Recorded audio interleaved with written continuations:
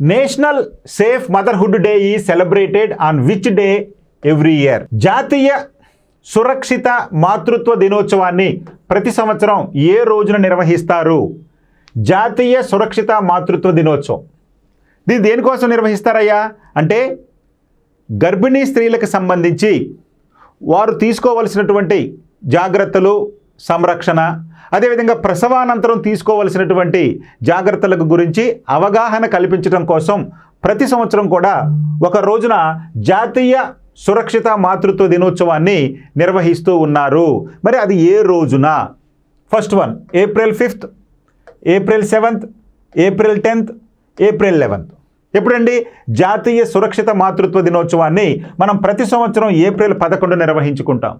అంటే గర్భిణీ స్త్రీలకు సంబంధించి వారు తీసుకోవలసినటువంటి జాగ్రత్తలు, ప్రసవానంతరం వారు తీసుకోవాల్సిన జాగ్రత్తలపైన అవగాహన కల్పించడం కోసం ఈ యొక్క జాతీయ సురక్షిత మాతృత్వ దినోత్సవాన్ని నిర్వహించడం జరుగుతుంది. అంటే మన కస్తూరిబా గాంధీ జయంతిని పురస్కరించుకొని మన దేశంలో ఈ యొక్క ఏప్రిల్ 11న ఈ యొక్క జాతీయ సురక్షిత మాతృత్వ దినోత్సవాన్ని నిర్వహించుకోవడం జరుగుతుంది. కాబట్టి April 11 is the right answer.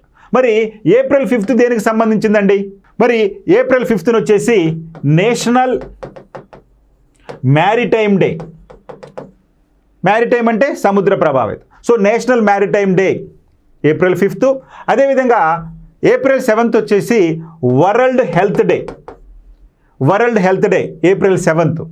అదేవిధంగా April 10th వచ్చేసి world homoeopathic day. World homeopathy day.